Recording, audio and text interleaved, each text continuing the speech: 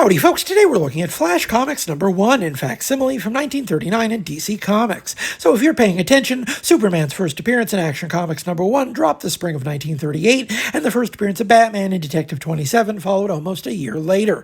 Robin premiered not quite a year after that, and so in turn not quite 2 years after Superman. That's a lot of growth in about 22 months. The debut of Flash Comics #1 preceded the first appearance of Robin in Detective 38 by a season, dropping in the late fall of 1939. The development and specification of the superhero as a type has advanced beyond the simple generic and onto the era of specialization. The hero's fantastic abilities have become more specific and interesting.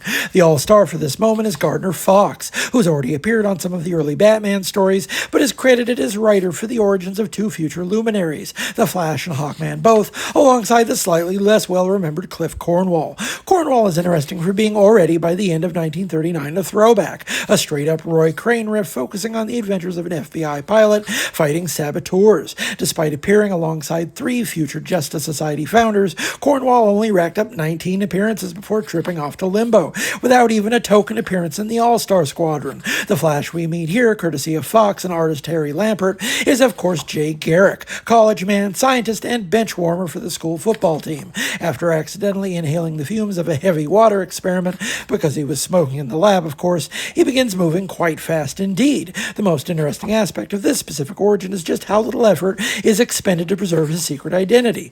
The first part of the story features every single person Jay knows, and a good chunk of the school learning about the strange lab accident that leaves Jay Garrick with super speed, and even seeing his sudden transformation from a scrub to a gridiron god. It's only on the last page of the story that anyone even tries pretending that Jay Garrick's identity as the Flash is a secret, because it's useful for him and Joan to gaslight her father after Jay saves him from extortionists. And lest you miss the subtext, Joan has absolutely no interest in Jay before he's a superhero, but quickly changes her tune when she sees him in action. A crisp rebuttal in advance to decades of Superman needlessly gaslighting Lois.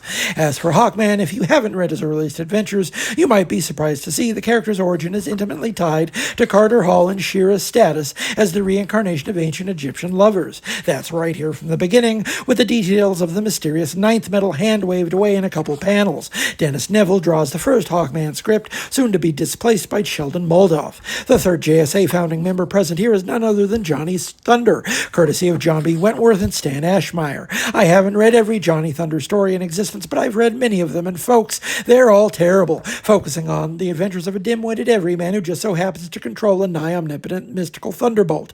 Somehow this guy stuck around for decades, but I couldn't tell you why if you put a gun to my head.